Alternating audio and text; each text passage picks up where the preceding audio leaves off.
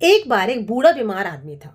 वो हर टाइम खांसता रहता था और यही बात उसकी बहू को बिल्कुल पसंद नहीं थी। वो हमेशा अपने पति से बोलती रहती थी कि इसको यहाँ से ले जाओ, मेरे को पूरा दिन खांसना इसका बर्दाश्त नहीं होता, पूरा दिन सर में दर्द होता रहता है, पूरा दिन ये खांसता रहता है, इसको यहाँ से ले जाओ और कहीं बाहर ले जाओ, इसको कहीं गांव के बाहर को डुबाओ, कहीं कुछ कराओ।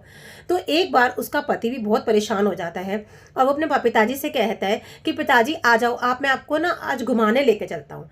तो अपने पिताजी को कंधे पर बिठाता है और गांव के बाहर लेके जाने लगता है। अब उसका पिताजी कहता है कि बेटा क्या बात है, आज तू मुझे घुमाने ले जा रहा है, वैसे तो तूने कभी मुझे घुमाया नहीं है।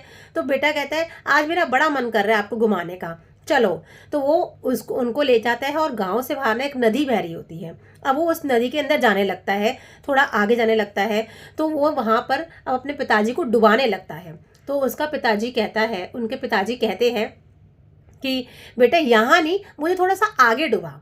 अब वो बेटा कहता है पिताजी आपको पता तो चल गया है मैं क्या करने वाला हूँ, तो यहाँ डुबाऊँ या वहाँ डुबाऊँ, एक ही बात है, कहीं भी डुबाऊँ। तो उसके पिताजी कहते हैं कि नहीं बेटा, एक बात नहीं है, तू मुझे उस जगह पर डुबा, क्योंकि मैंने भी अपने पिताजी को उसी जगह डुबाया था। मुझे पता चल गया है कि कर्मों का फल इसी जन्म में मिलता है, तो कर्म पूरे होने चाहिए। मैंने अपने पिताजी को वहाँ डुबाया था, तू भी मुझे वहाँ डुबा।